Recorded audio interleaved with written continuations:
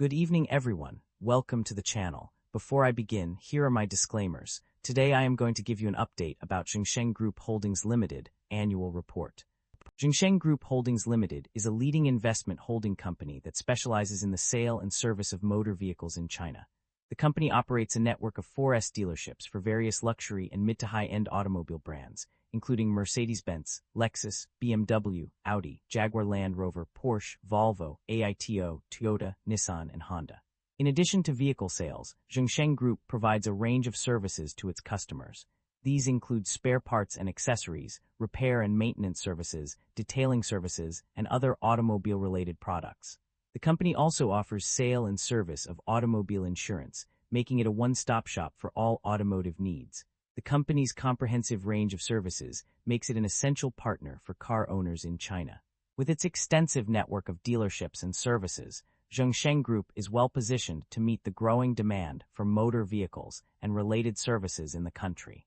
The list of businesses and services provided by ZHONGSHENG Group Holdings Limited includes sale and service of motor vehicles, spare parts and accessories, repair and maintenance services, detailing services, automobile insurance, sales and services, provision of other automobile-related products and services.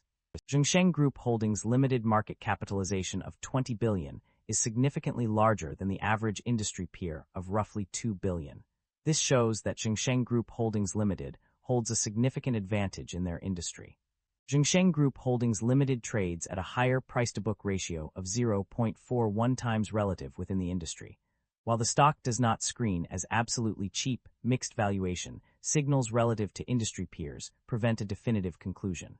With the broader industry trading at lower valuation levels, this may reflect transitional pricing dynamics rather than clear mispricing, warranting further analysis of earnings quality, growth sustainability, and balance sheet strength. The leverage on the balance sheet appears elevated, with liabilities of 57% of total assets. This raises some concern, and we should examine the industry and nature of the business to determine whether they justify the elevated leverage. Liabilities have grown faster than assets and equity, which is somewhat concerning. However, asset growth remains positive, suggesting management may be temporarily leveraging liabilities to fund expansion.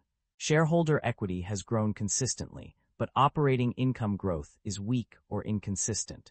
Equity expansion may be driven by financing activities rather than core business profitability. The company has continued buybacks despite weak revenue growth, raising questions about capital allocation priorities. The company have a dividend yield of 8%. The income statement shows that the company revenue have been declining annually and operating income have not been increasing. This shows that the business is under pressure with rising cost and its management is unable to expand the business. The primary drivers of revenue growth or decline can be identified through a review of key performance indicators.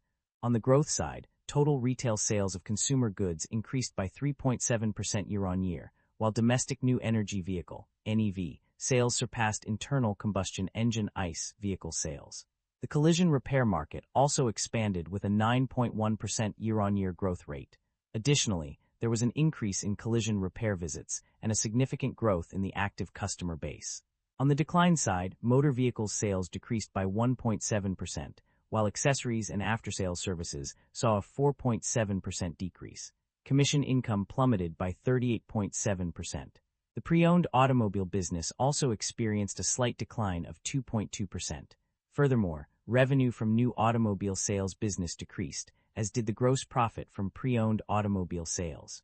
These factors contributed to a total revenue decline of 3% from 2024 to 2025.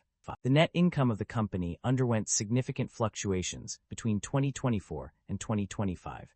Initially, it decreased by an unspecified amount, followed by a near break-even performance in the new automobile business. However, this trend was short-lived, as the net income plummeted from a profit of RMB 5,674.5 million in 2024 to a loss of RMB 522.4 million in 2025. The company's profit margins also experienced a decline during this period. The gross profit margin decreased by 0.9%, dropping from 6.3% to 5.4%. Furthermore, the operating loss margin increased from 0% to 0.3%. These changes indicate that the company struggled to maintain its profitability in both the passenger vehicle market and the new automobile business. The lack of significant improvement or increase in profit margins suggests that the company faced substantial challenges in maintaining its financial stability. The company's financial performance indicates a significant milestone achieved in 2024.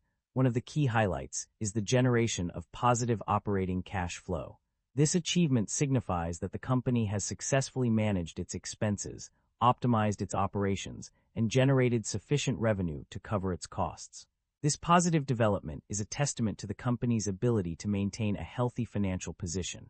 The generation of positive operating cash flow allows the company to invest in growth initiatives, pay off debts, and reward shareholders, ultimately contributing to long-term sustainability and success.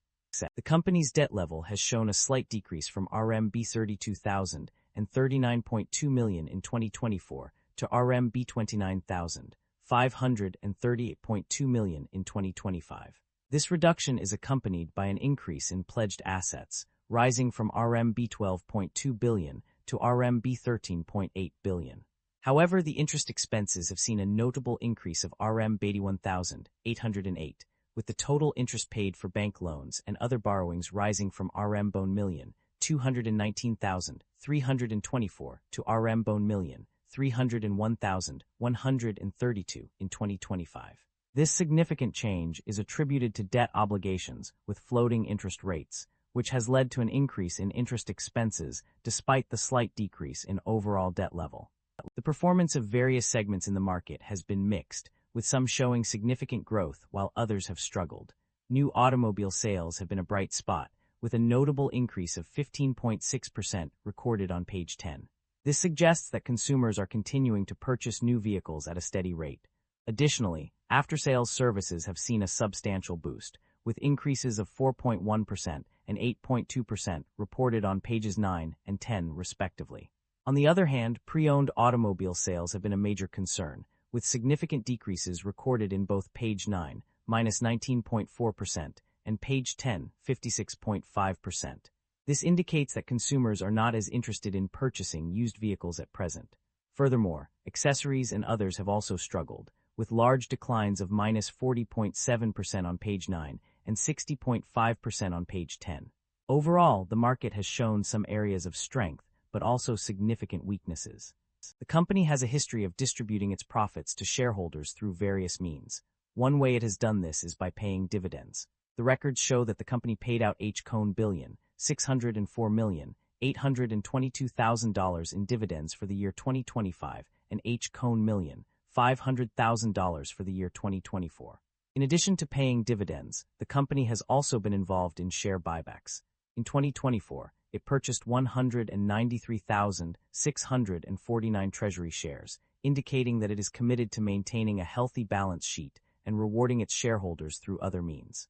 The recent financial data suggests a concerning trend for the company's inventory management. On one hand, the decrease in inventory financing scale indicates a reduction in stock levels, which could be a strategic move to optimize costs. However, this is contradicted by an increase in average inventory turnover days from 35.1 to 36.7 days, suggesting that the company may not be effectively managing its inventory.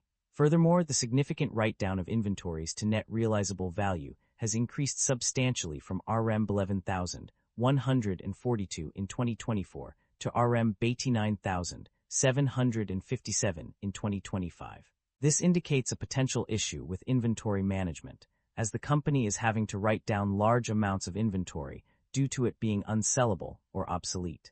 These concerns collectively suggest that the company may be experiencing issues with managing its inventory levels and potentially facing supply chain disruptions. That concludes the financial summary for ZHONGSHENG Group Holdings Limited. Feel free to comment below, and I will be happy to answer them when possible.